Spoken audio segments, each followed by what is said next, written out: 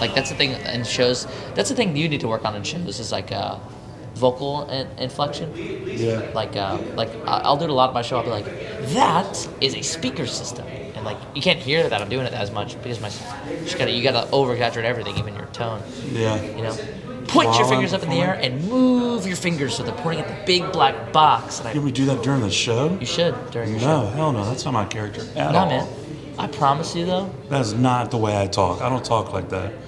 Point the speaker. Everybody put their finger up and point to the speaker. That's not me. I'm not saying that. Do that. I'm saying that's an exaggeration, but vocal inflection, like even being like, so you have the name in your mind right now, like. But I don't talk like that. That's Yeah, not how I talk. But also, you can't really understand you sometimes. Like, because I promise you, if you have one of these mics on, bro, and you're performing for like 200 people out here, if you're not talking like that, people will just be like, what is he saying? It's just like enunciating. It's like okay. diaphragm. Enunciating, I can understand. Yeah. But like being like not boisterous, but just yeah. push the air out with your diaphragm more, and like get deeper tones, and like you'll figure it out. I don't think all performers are like that though. Dude, I promise you, you'll eventually it might be years from now, but you're gonna come back to me and you're gonna be like, dude, you know what made the biggest difference in my show? You know what made the big difference? Because dude, you could ask Zach. Zach like did not want to do that. He's like, damn it. It's like my shows are so much better now. Yeah, but I think that, like to me doing that is very cheesy. It's not my character at all. To be like, hey everyone, like let's all sing along. Actually, what you just did there. Yeah, you know how stupid that sounds? Nah, dude. Sorry, I'll bleep that out, but... We're not talking about this. This hasn't even started yet. But I'm saying in yeah, general... but that sounds stupid. I don't freaking talk like that. But dude, I'm telling you, if you talk like that... But that's not my character. That's not how I talk. I don't talk like that in real life. Yeah, but you... Trust me, man. You gotta record... I can understand enunciating. Yeah. Yeah, I can understand, like, you know, like... More vocal highs and lows, though. Oh, you think it's just... You think it's too, like... Not necessarily that. Not like monotone. Like, even the way you just talked, like, I feel like you should record yourself to listen to it. Because it's not... It doesn't sound as, like, hokey as you think. It does, though. It just sounds like you're talking louder and, like, more... Like, hey, everyone, like... With please, confidence. everyone, in your mind right now, think of the word... That's so stupid, What you dude. just did? But that... You know how stupid that sounds? No, when you watch back... No, dude. Bro. You know, it sounds good to you because that's how you talk in your shows. That's not how I talk. That's Yeah, not me at all. That's me, like, being somebody that I'm by far not. I guess what I'm saying is, like, push... Like, okay, enunciate and push the words out more. I guess what I'm trying to say. I can understand enunciating more. Yeah. That I can get on board with. Right. But, like, being this over-the-top person, that's not who I am. Like, evening, ladies and gentlemen. I think that doesn't sound as silly as you think. I think you're going to watch this back and realize it doesn't sound as silly as you think. Evening, ladies and gentlemen. Welcome to the world that is mine. That's not how I talk. That sounds very... But this is how I talk right now. Yeah, but what you just said sounds so crystal clear and sharp. Well, yeah, it does, but that's not how I talk. I got to listen to this guy. But that's not how I talk, though. This is how I talk. But this is what I'm trying to tell you is you cannot talk the same way you do on stage. You can't talk the same way you do right now on a stage because this is a conversation that's built for us. Whereas when you're on stage, you have to now have a conversation with 200 people over. We're gonna watch. I'm gonna show you a video of Luke Germain later when we get back into the hotel. We're back up to the room. Maybe I'm wrong. Maybe he doesn't. I just don't know that he doesn't. He doesn't. How long has he been performing? A couple weeks. He doesn't. If he's been doing it a couple weeks, he doesn't. So, dude, Darren Brown does it all the time. Darren Brown is like the king of it, dude. Maybe. Yeah, no, dude. Yeah, dude. I'm telling you, man. I do it in my family shows. I do it the way that I'm telling you, as a little bit of a hokey way. But also, it depends on the age range that I am.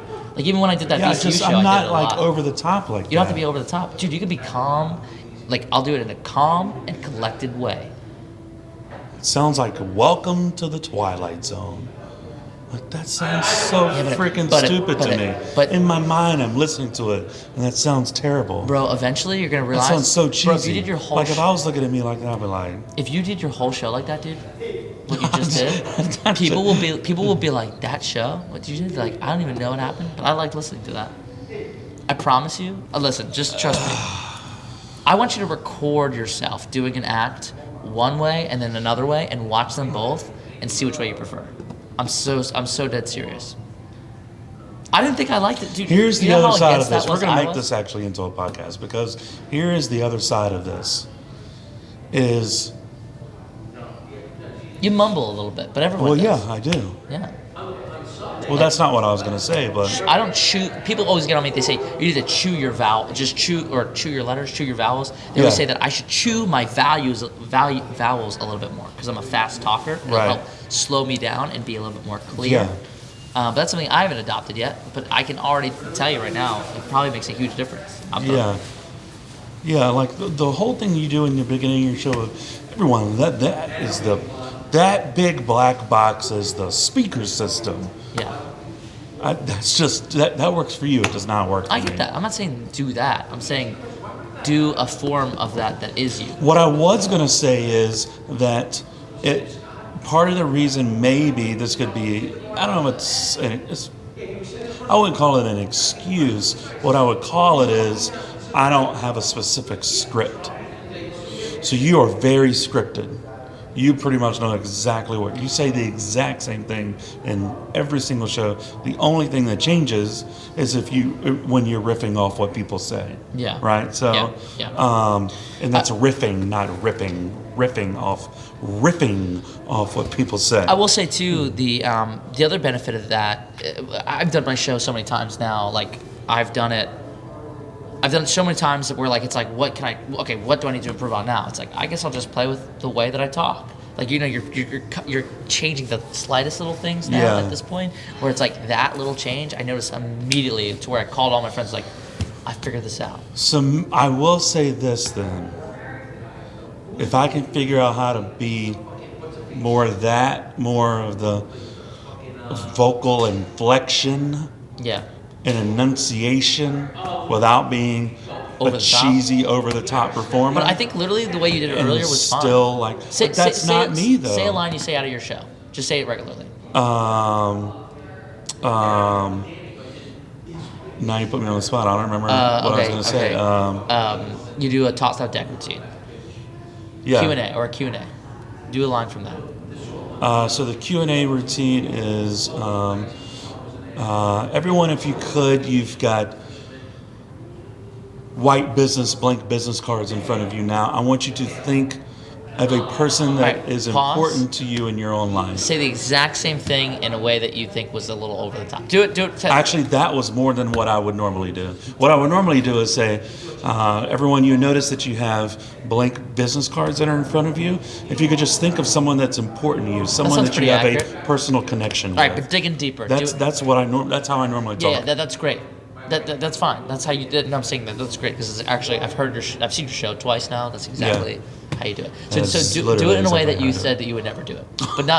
But don't dig in that deep. Just enough to where you're feeling Uncomfortable? You're using enough to make you uncomfortable. like I feel like I'm Yeah, then cheesy. say the same thing. So you have everyone. What did I just say? Everyone now in front of you has blank. Yeah, you'll notice now in front of you it's not now in front of you. Everyone will notice that you have a blank white business card that is sitting in front of you. If you could just think of a person that you have a personal connection with, not a connection like someone from Starbucks per se, but someone you have a deep personal That sounds connection amazing. with.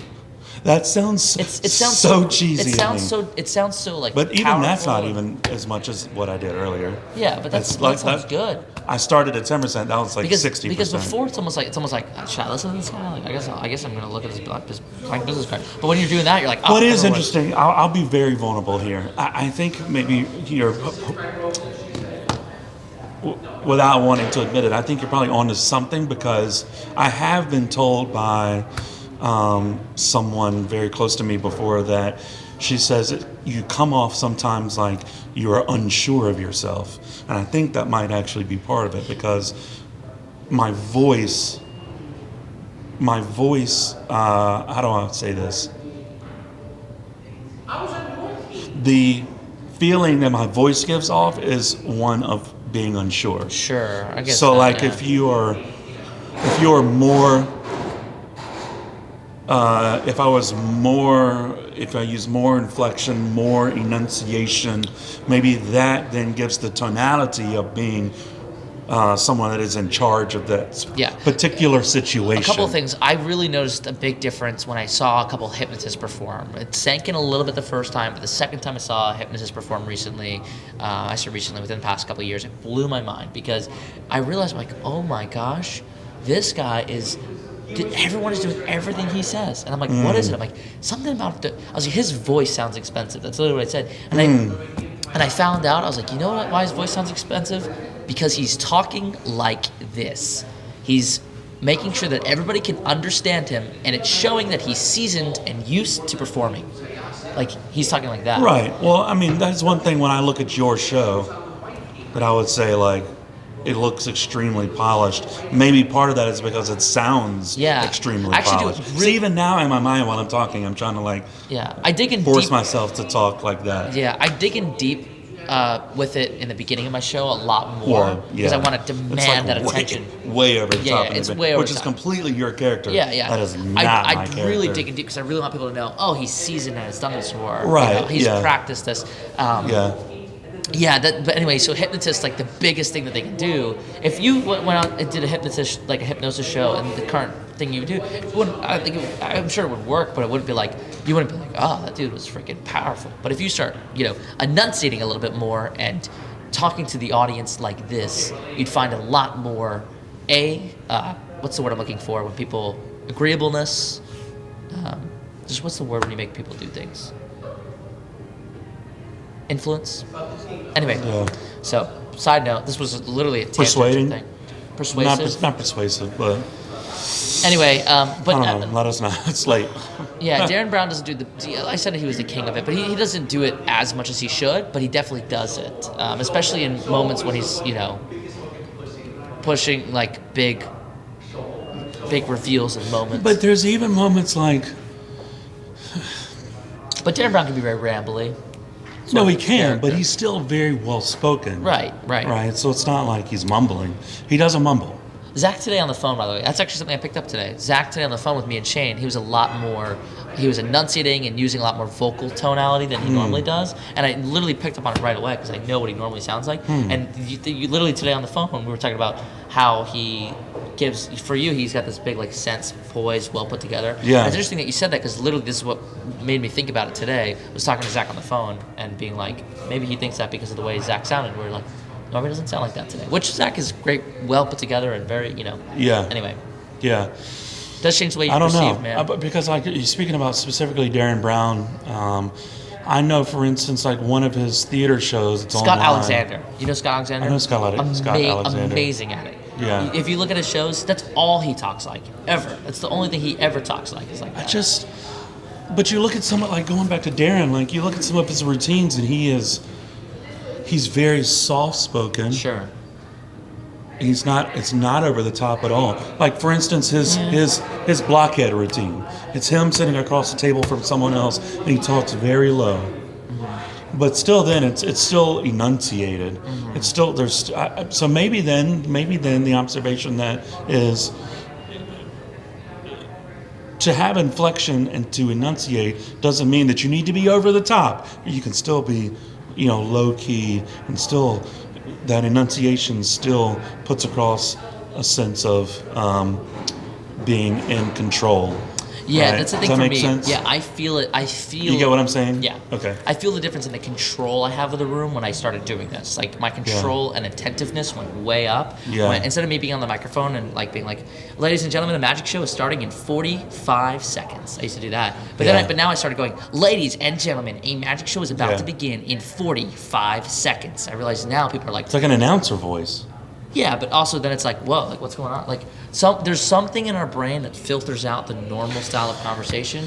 Whereas like in a party, if I come on like that, they'll be like, Yeah, whoa. but once again, that works for you. If I were to come out there and do that exact thing, just deeper, boomier, and enunciate. it wouldn't play well. Even if you just They're like, what is this guy trying squeeze to your do? stomach and just say like, ladies and gentlemen, a magic show will begin in 45 seconds. Even just that, just every mouth movement is separate and punctual. I mean, it's something Very that I'll work pointed. on for sure. Yeah. I mean, even now, now that I'm aware and like conscious of, part of it too for me is it goes back again to like not knowing what I'm gonna say during the show. For me, right? yeah. Well, part of it too for me is like trying to be very like cerebral, and so I take my time, and I'm a little like gravelly. Sometimes I try to be, because in my mind I'm like, okay, that goes with the character, but maybe that comes off as like, yeah, I could tell unsure you of more myself clearly right and now. Maybe you've trained your stomach already to squeeze that diaphragm. no, I'm just trying to stay awake. Yeah. Okay. No, I am, because I can feel it coming from here instead of. I'm trying to. You're not the first person to tell me I mumble. This is like It's just me trying to be. This is sexy. not a podcast. This is a tangent cast. Yeah. So comment below. Tell us what you guys think. Because genuinely, I'm curious to know. Like, do you guys use vocal inflection? Does it sound super cheesy to you? Is it a turnoff? Do you find a big difference when you do it? I know that and I'm not trying to be biased. I am a little biased on this, but I know that some of the biggest pros in the world that I've worked with, the most successful people that I know, are all people who do this very well. So there's got to be something to that. Yeah, I mean. But then you look at somebody like Darren Brown, which the more I think about it, the more I'm like, wait, He really doesn't. he doesn't. He in point. enunciates. He enunciates. Yeah. Darren Brown, I love. If you have not, if you're a magician, you're watching this. There's no reason why you shouldn't have seen Darren Brown already. Go on YouTube or go on Netflix if you have Netflix and look up his theater shows. There's a few of them on there. Darren Brown is beautiful. The way that he uses the highs and the lows to control the tonality and the feel of the show is one of the best I've ever seen.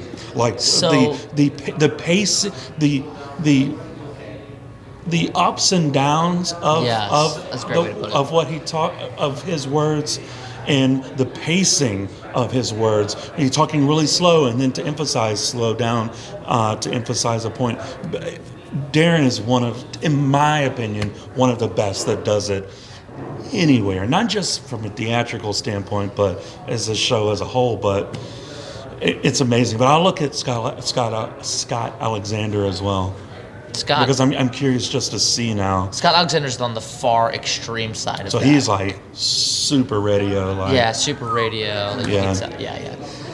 So I guess we'll end this one here. We've got another one we're going to record. Yeah. This was literally a conversation that turned into a bonus podcast. Yeah. So literally, I didn't even mean to get into this. Yeah.